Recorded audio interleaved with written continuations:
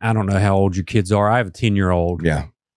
And she's, I'm not just saying this because she's mine, but she has her mommy's brain and she's really smart. Yeah. And we can have conversations. Like we're watching Walking Dead right now. Right. Yeah. And so I find myself like really trying to explain to them like, okay, well, this person is struggling.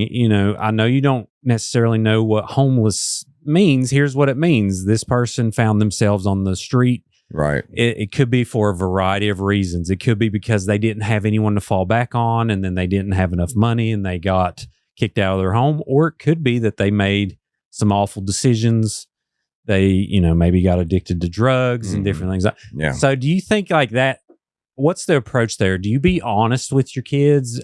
I try to explain it to her in a way that doesn't make her look down on them, but also be aware of what happens when you screw up. Yeah. If that makes sense. Yeah, man. I'm completely honest with my kids. I have older kids too, and who are adults now. And but my younger kids, and even with my older kids, I've always been honest with this stuff, just because they're going to be exposed to it at some point, and I want them to be aware of what causes it, and what they can do to prevent it. So it's a generational thing, though, and it's all dependent on the environment that they grow up in, I feel, but that's not for everybody. Some people get thrown into this stuff and in a whim, they don't know, what they've gotten into and before it's too late. So, I hope every day that doesn't happen to my kids. And I'm here to kind of guide them through that and, make them aware of what these drugs are and, what this looks like. You may be 13 years old, but this is what this looks like. Don't touch it. The vape pens, that's a big thing in school now. There's kids every day. Not every day, but I hear about it, at least a couple times a week, and they're smoking these vape pens and they're tripping out at school. These things are coming. Most of them are coming out of the dispensary, and they're high quality THC, and these kids don't know how. They're children, man. They don't know how to take it, and they're flipping out. And I know there's been a lot of people talk about vape pens in the school that have fentanyl in them and stuff like that. Most often that's not the case. Most often it's really THC, and it's too strong. Yeah. And these kids are greening out. So. Oh yeah. Some of them will put you on Pluto, son. Oh man, it's too much. No thanks. Yeah. Yeah. And well, at that too, I mean, the non-THC vapes, I mean, you say what you want. They're marketing these to kids. I mean, you got a Fruity Pebbles flavored vape. Yeah, it's crazy. Who's that marketed to? Yeah. Not for me. No thanks. I'm hoping that my daughter, for me, for some reason, when I was around people doing what I consider hard drugs is when someone starts crushing something up and putting stuff up their nose.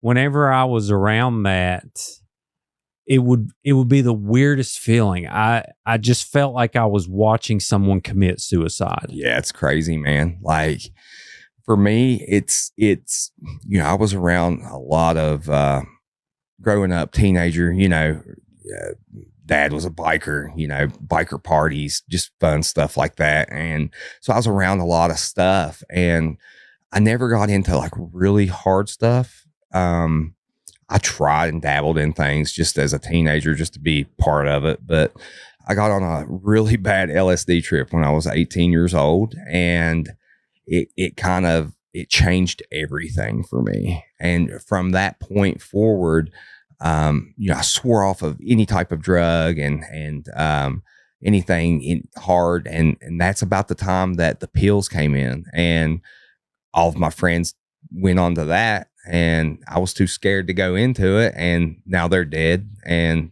LSD saved my life. So that's a good way to look at it. Yeah. I mean, I remember in high school, when people started crushing up pills in class, and I'm like, what is going on? Yeah. Like, we were just like, we're still kids. Yeah. And the life experience was so drastically different, I guess. And, they would do stuff like that. And then those people now, some of them are in horrendous shape. It's I'm bad. talking they aged 3 years to one. Every day, man. I had a friend, I'll vividly remember, we were hanging out with some adults, probably 17 years old. They were in, 30s or something. And, they pulled out a plate with some lines on it. And, my friend did it. I didn't. At this point, I was, this was after the LSD. So It would have been 18. And, he ended up getting, really addicted to pills because of that day. That was his day. And, lost, some stuff in his nasal cavity and you can't even understand him now. Oh, man. It's crazy. Yeah. This guy was like, 4.0 GPA, really good parents, really good, environment that he lived in. But it was just that one day around the wrong people that put him on a path that he couldn't get off of. So it's crazy. Yeah. I think sometimes it does boil down to like that one decision, and sometimes it's a multitude of bad decisions and, negativity, but I mean, it's do not mess with it. If you're listening, thinking about it, say no to drugs. Yeah, exactly. I mean, call us nerds or whatever, but it's not nothing good. All right. So, where can people find you or find the forum? What can they do to get involved with their community? And it's specifically is it, like you mentioned, like it can be other communities too, but it's really became this Southern West Virginia. Yeah, it's really focused on Southern West Virginia at this point. And, there are tons of resources out there. Yeah, you can find them on Sleazy News. We post it, pin it, whatever. Especially like the warming centers and stuff like that. The big thing here now, there's not a lot of property for people to get into. That's why we have a lot of homeless people, because people are afraid to rent property to people that, don't have a very good history. So hopefully we can come up with, there's a solution to that, Dude, have you seen what rent is now? It's crazy.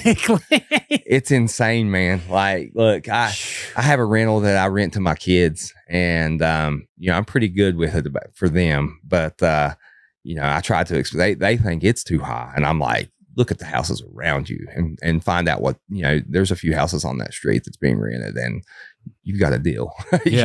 So we had a townhouse. I think it was $1,900 a month or something like. I'm like, dude, how does?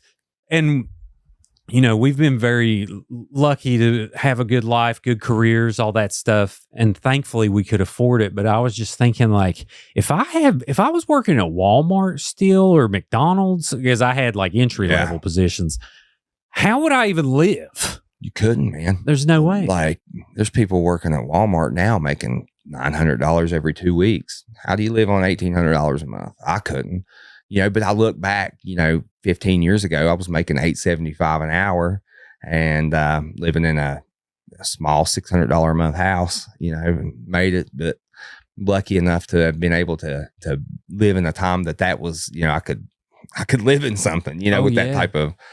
Yeah, well, I remember if I had $100 saved, I was like, yes. Yeah, I never had money saved, man. I lived the struggle for a long time. Yeah, and it's just, most of it's my own doing, but I got out of it. Oh, yeah.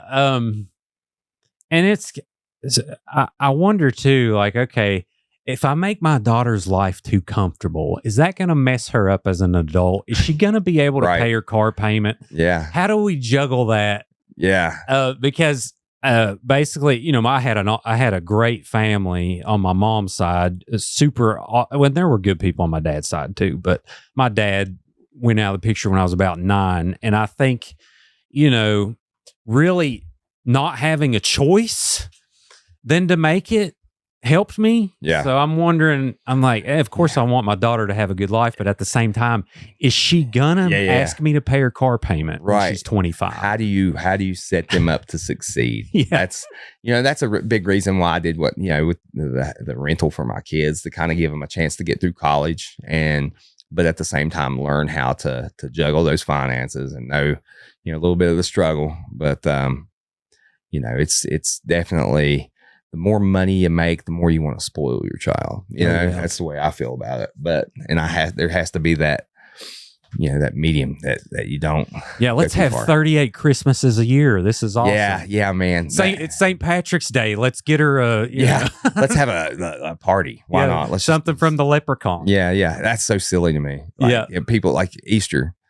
I'm seeing people post Easter pictures of presents. Why are we giving? I know, presents, dude. man? I'm guilty. I'm telling you. I'm trying to not do it. Yeah. But it's like, oh, it's, you know, it's going to make her day. But at the same time, what is she going to do when she realizes, like, oh, you mean I don't get 20 Christmases a year? Yeah. You know, I actually have, like, a power bill is $700 in the winter. Yeah, man. Like, what is this? Yeah. That's like the trunk or treats. I won't take my kids to those, man, because I feel like it takes away from Halloween. The whole thing. Yeah. I want my kids to experience that one night dressing up and just seeing other kids dressed up and going house to house, but kind of defeats the purpose if you're doing 15 different trunk or treats. Yeah. And, you know, they've got 17 pounds of candy at home. So we should set up a trunk or treat on the rail trail this year. Let's do it. I like it.